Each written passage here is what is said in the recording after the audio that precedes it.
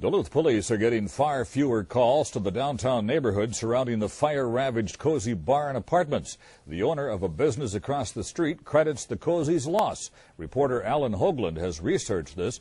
It's now a different neighborhood, Alan. Denny, the owner of Pawn Duluth, says he's used to seeing anything from drug dealing to prostitution in front of the Kozy. It's been nearly 4 months since this massive fire consumed the Kozy apartment building downtown.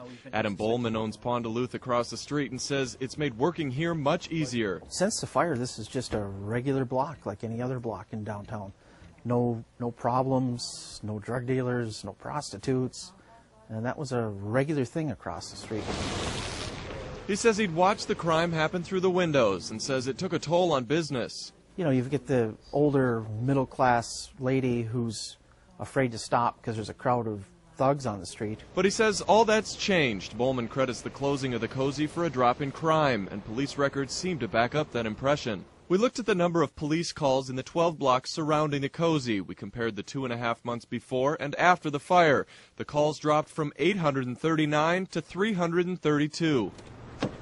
Officer Russ Bradley has patrolled the area for 4 years. He remembers trouble here before the fire.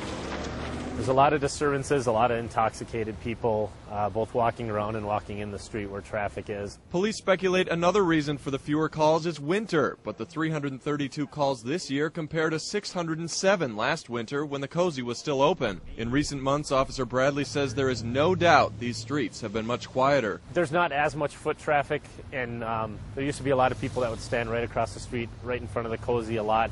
It was quite a populated corner. So will the improvement continue? The director of the Encounter, a youth center near the Kozy, says he used to see crime from his window.